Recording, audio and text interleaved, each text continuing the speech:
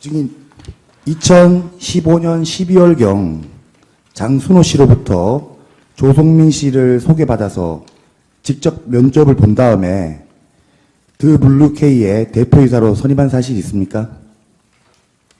고영태가 자기가 대표이사를 하려다가 저 신용불량이 있고 문제가 본인의 개인적인 문제가 있어서 소개를 해달라고 그래서 그렇게 소개를 했어요. 자, 그런 사실 있죠. 네. 일단 있다 없다부터 말씀을 하시고 얘기를 좀 해주셨으면 좋겠는데요. 고영태가 부탁한 걸로 알고 있습니다. 그래서 고영태가 부탁해서 선임을 하셨습니까? 선임이 됐는데 그 사람이 중간에 간뒀습니다. 예. 그리고 이전부터 알고 있던 그 고영태를 더블루케이 이사로 선임해서 더블루케이를 설립한 사실 있으시죠? 고영태에 대해서 더 이상 질문에 대답하고 싶지 않습니다. 자, 더블루케이를 증인이 설립한 사실이 있냐 없냐만 물어보는 겁니다. 고영태가 진술이 아닙니다.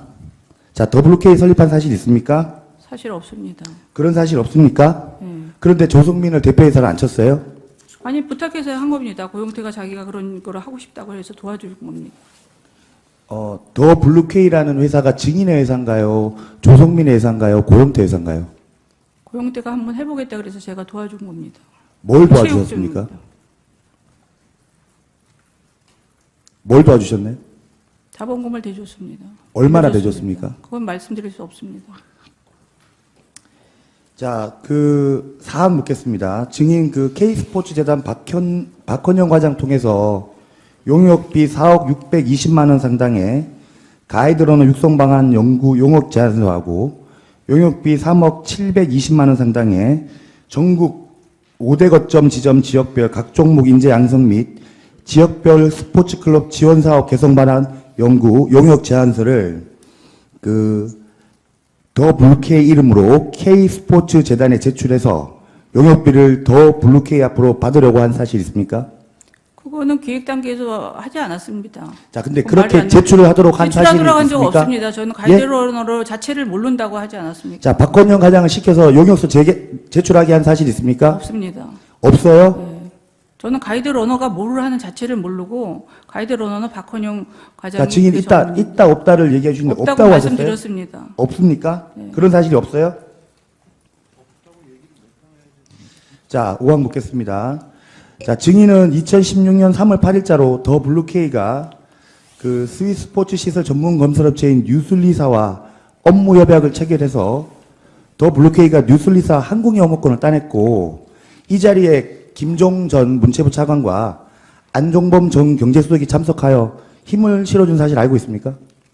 저는 모릅니다. 그리고 더블루케이에 대해서는 더 이상 진술하고 싶지 않습니다. 자, 지금 계속 더블루케이에 대해서 물어보겠습니다. 자, 알면 안다, 모르면 모른다, 진술 거부하면 거부한다, 이렇게 답변하시면 됩니다. 자, 그리고 피청구인, 대통령이죠. 대통령과 안종범 경제수석 등이 포스코와 GKL 고위 임원들에게 부탁하여 팽신팀과 장애인 팽신팀을 창단하게 해서 매니지먼트 계약을 더블루케이가 맞는 것으로 계약이 체결될 사실도 잘 알고 있죠. 말씀드릴 수 없습니다. 진술 거부하신 건가요? 네. 예. 자, 5대 거점 체육인재 육성사업과 관련해서 이 땅이 대한체육회 소유 하남시 신장동 518 부지에 장기 임대받는 내용의 계획인데 증인 요 부지 인근에 하남시에 땅 소유하고 있죠? 있습니다. 예. 자, 신장동 518 부지를 대한체육회로부터 지금 장기 임대를 받아서 그 부지 위에 뉴슬리 회사와 시공계약을 체결해서 다목적 체육시설을 건립하고 체육시설의 관리 운영은 WK가 하는 것으로 한 후에 이 소요 자금을 실제로 롯데자금으로부터 70억을 받아가지고 추진하려고 했는데 롯데그룹에 대한 검찰 압수수색 등으로 인해서 실제 WK 일을 받던 박헌영 과장 등이 실제 롯데그룹에게 돌려준 바도 있죠. 그거는 너무 비약해서 말씀드리는 거고 제가 하남시 땅을 그거로 인해서 차익을 벌들라고 했다고 신문에는 났는데 그거는 거기는 오히려 앞에 지하도가 생기는 바람에 땅값이 오히려 더 내려갔습니다. 자, K스포츠 재단 관계자가 어쨌든 롯데그룹부터 70억을 받았죠. 그걸 알고 계시죠? 그거는 모릅니다. 그거 말씀드릴 모르시나요? 수 없습니다. 진술 거부하시는 건가요? 지금 형사재판 중이지 않습니까? 예, 그러니까 진술 거부하셔도 됩니다.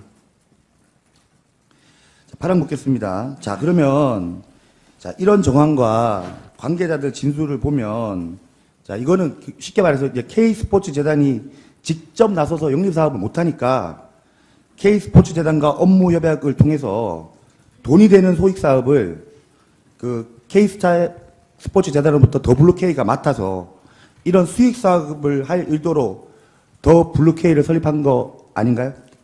저는 그렇다고 생각하지 않습니다. 스스로 자생하려고 자기네들이 하겠다고 한 거고, 그리고 걔네들이 무슨 목적으로 그렇게 저를 공격해서 얘기를 하는지 모르지만, 그건 있을 수 없습니다. 자, 좀더 어떻게 K스포츠 재단에 이사회가 있고, 다 감독감청에 돈을 받는 곳인데, 그게 그렇게 자연스럽게 들어갈 수가 있습니까? 그거는 논리적으로도 너무 비약이 된 거라고 생각합니다. 자, 논리적으로 비약이라고 하시는데 저 구체적으로 따져보면 자, 이 하남시 건과 같이 기업 자금 또는 기업으로부터 받은 K스포츠 재단 자금으로 대규모 체육시설을 건립하려 했고 이 건립된 체육시설의 관리 운영을 더 블루K가 맡는 방법으로 실질적인 이권은 더 블루K가 가지는 한편 대기업 총수 등 고위 임원들을 압박해서 스포츠 운영팀을 창단하거나 기존 스포츠 운영팀의 매니지먼트를 더 블루K가 맡는 형식으로 이권을 챙기기 위해서 대통령인 피청구인 안종범 경제수석, 김종 전 차관 등 대한민국 최고위 권력자들이 지원한 거 아닌가요?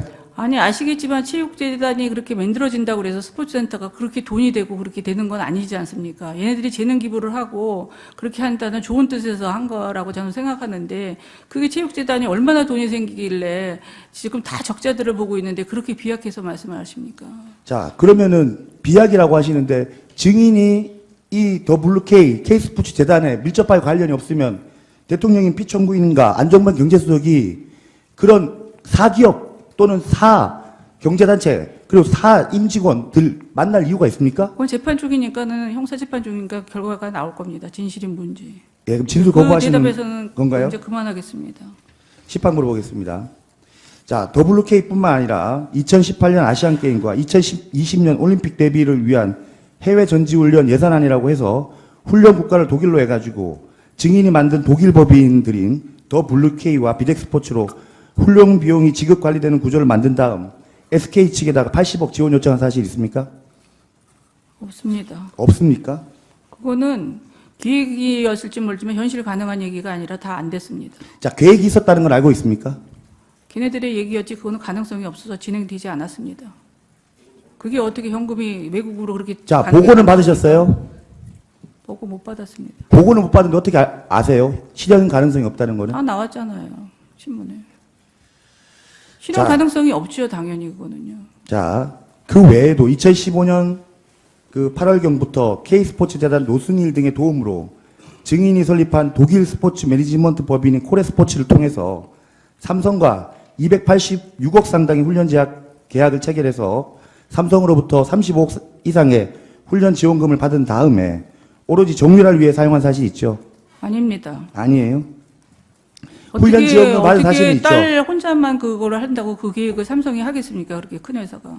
자, 그리고 그거는 286억 이래 있는 거는 그 가상에 된 그 올림픽을 향한 거지 그때까지 지원할 생각도 없었습니다. 삼성. 자, 어쨌든 받은 돈으로 현재까지 정유라만 지원된 건 맞죠? 아닙니다. 아니에요. 네. 카플란테 코치는 정유라만 이 비용으로 사용했다고 하는데 카플란테 코치가 거짓 진술하는 건가요? 캄프라테 코치 얘기를 못 들어봤습니다. 못 들어봤네요. 10양 묻겠습니다. 자, 증인 이렇게 지금 쭉 몇 가지를 예시를 했는데 본인 수익 사업을 위해서 대통령인 피청구인 안종범 경제수석 등을 동원해서 대기업 등을 상대로 후원금, 지원금 명목하에 이런 이권 사업을 벌여 이득을 취득하거나 취득하려 했다면 오늘 같은 참사가 벌어질 거라는 거는 당시에는 전혀 예상 못했습니까? 그런 적이 없었기 때문에 생각을 못했습니다. 대통령께서는 절대 그렇게 남의 이득이나 제 개인 이득을 챙겨서 그렇게 뭘 해고해 주는 분도 아니고 저도 그렇게 생각해 본 적이 없습니다. 예, 제가 14만 원 생각하겠습니다. 자, 그리고 그 재판장님 진정성 립을 위해서 그 최서원 씨의 그 피신 조서만 조금 제시를 해서 몇 가지만 좀 물어보도록 하겠습니다.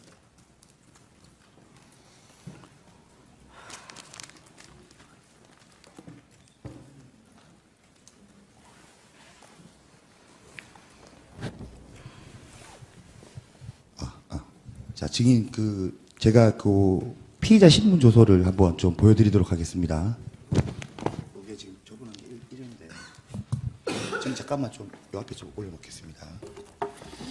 이게 이제 10월 30일 날 그 갑제 51호증의 229호 그 최소한 피의자 신문 조서 1회를 우리 증인에게 제시를 하도록 하겠습니다. 자, 이때 이제 변호사님도 입회를 하셨는데 우리 증인 이 내용 증인이 말한 대로 이렇게 기재되어 있는 거 변호사님하고 같이 읽어보시고 이렇게 간인하시고 서명 날인하신 거 맞죠? 이게 며칠자입니까? 10월 30일 첫 번째 조서입니다. 처음에 왔을 때 진술은 제가 네. 여기 보면 앞장에 보면은 그 이진웅 변호사가 입회를 해서 종일 입회를 해가지고 요 뒤에 같이 서명 날인하셨던데 이거는 우리 증인이 말한 대로 기재되어 있는 거 읽어보고 이거 날인하신 건 맞죠? 말한 대로 되어 있는 거 근데 보고. 제가 말씀드렸지만 검사 수사가 제가 그날 그 독일에서 오자마자 이 정신없이 했기 때문에 제대로 된 거라고는 인정할 수 없습니다. 자, 그 내용을 묻는 게 아니라 증인이 그 당시 한 말을 말대로 되어 있는지를 이걸 다 읽어보시고 도장 찍은 게 맞냐는 거 묻는 거예요. 그게 맞아요? 저 거의 다 못 읽어봤습니다. 그 변호사님 읽어보셨어요? 그때 입회했던 변호사님? 이 변호사님은 그때 뭐 하루 하고 간두신 분입니다. 근데 그러면은 이 내용 못 읽어봤다는 취지신가요? 확실히 잘 못 읽어봤습니다. 뭐를 물어보시려고 그러는 겁니까? 아니 이거가 우리 증인이 읽은 대로 진술되어 있는지 이거 하고 도장 찍었는지 그거 물어보려고 하는 겁니다. 다른 내용 물어보려고 하는 게 아니에요. 맞나요 이거? 제가 그러지 않았습니까? 검찰 수사도 그렇고 특검 수사도 그렇고 너무 강압적이고 너무 압박적이라서 제가 정말 이게 대한민국의 검사들이 제대로 이 수사를 하고 있는 의지가 있나 제가 정말 너무 사람이 거의 죽을 지경입니다. 너무 압박과 강압 수사를 받아서 그래서 제가 지금 특검도 못 나가고 있습니다. 그러니까 이런 거는 저한테 보여주셔도 소용이 없을 것 같습니다. 자, 증인 여기 이제 여기 조사 과정 확인서라는 게 있는데 이거는 증인의 자필이 맞습니까? 증인 글씨가 맞나요? 맞아요? 네. 자, 근데 여기 보면 조사 과정에 대한 이의 제기, 의견 진술이 있냐고 했더니 없다고 쓰셨고, 자, 이 앞장에 변호인 뭐 하루 했다고 하시는데 조사에 시종에 참여했음을 확인합니다. 라고 해서 같이 읽어보고 도장을 찍었는데 지금 이게 그러면 증인이 지금 말씀하고 싶은 취지는 내 말한 대로 안 돼 있다 이런 아니 취지인가요? 내용을 다 못 읽어봤으니까 지금 얘기할 수는 없고요. 제가 그런 상황이었었다는 걸 설명을 드리는 겁니다. 근데 왜 이때는 그러면은 그런 조사 과정 확인서가 그런 사항을 안 쓰셨어요?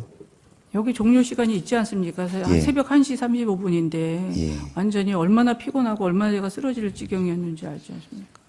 자, 그런데 여기 보면 열람 시간이 거의 한 40분이 되지 않습니까? 이 시간 동안 안 저는 읽어보셨다는 제대로 얘기인가요? 못 읽어봤습니다. 못 읽어봤어요? 그럼 40분 동안 뭐 하셨어요? 거의 뻗어 있었습니다. 힘이 들어서. 안 읽어보셨나요? 검사가 읽을 기회를 주기는 준 거죠. 증인이 피곤해서 못 읽어본 부분도 있다라는 취지죠. 네. 자, 우리 이거 계속 해야 되는데 이거 어떡하죠? 시간 가고. 저희가 물어보려고 하는 거 마찬가지입니다. 또 제가 지금 피신 조서를 지금 뒤에 또 마찬가지인데 다 변호사님들이 입회를 하셨어요. 그리고 다 참여했다고 확인하셨고 다 조사 과정에 이의 없다고 아니, 하셨는데 피의자 신문 조서에 대해서 저희들은 제가 딱 하나만 물어보겠습니다. 증인 어쨌든 지금은 봐서 부당하고 검찰이고 특검이고 뭐 강압적이었다고 하지만 그 당시 상황에서는 증인이 최소한 변호인이 입회해서 어쨌든 열람 시간도 40분, 1시간씩 이렇게 기재되어 있는 걸 봐서는 읽어보고 내가 말한 대로 적혀 있다는 거 정도는 확인하시고 도장을 찍은 거 아니냐 이거예요. 그것도 아닌가요? 아니 그거는 형사재판상에서 지금 진행 중이니까 다 나올 겁니다. 근데 여기는 지금 그걸 가지고 지금 강압적으로 저한테 찍었나 안 찍었나 그 얘기를 하시는 건 맞지 않는 것 같습니다. 강압적인 게 아니라 저희가 아니 제가 물어봐야 내용을 되는 다 모르는데 지금 그걸 갖고 얘기하시는 건 아닌 것 같습니다. 제가 다 읽어본 다음에 말씀드리겠습니다. 자, 그러면은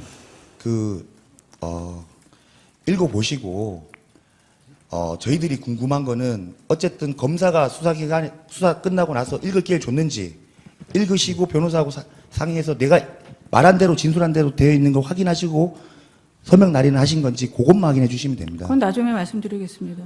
지금 형사재판 중인 상황인데 그걸 가지고 지금 저한테 물어보시는 건 아닌 것 같습니다.